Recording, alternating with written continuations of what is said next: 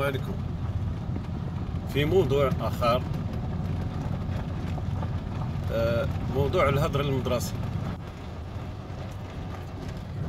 نلاحظ أن مجموعة من الأسر مازال كتفرط في التعلم والتدرس ديال الأبناء ديالها، مازال ما كتقدمش الدعم اللازم باش الأبناء ديالها سواء كانوا ذكور أو إناث أنهم يتابعوا الدراسة ديالهم.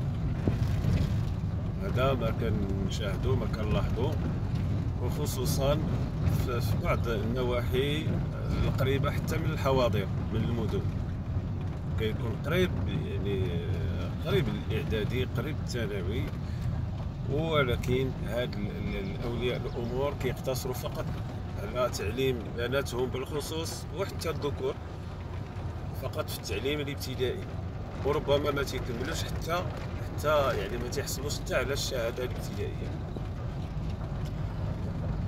اذا هذا وحنا بلادنا في يعني كنقولوا الدوله كترفع واحد التحدي ديال القضاء على الهدر المدرسي وعلى الاميه في بلادنا، لكن للاسف مازال هناك ما يقال، ومازال النسب ديال الهدر مازال مرتفعه، ومازال بعض اولياء الامور لا يساعدون ابنائهم في التعلم وفي متابعه دراستهم.